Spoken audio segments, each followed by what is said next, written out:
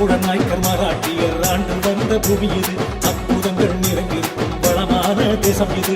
சோழ நாயக்கர் மராட்டியர் ஆண்டு வந்த பூமி இது, அற்புதங்கள் நிறைந்திருக்கும் வளமான தேசம் இது.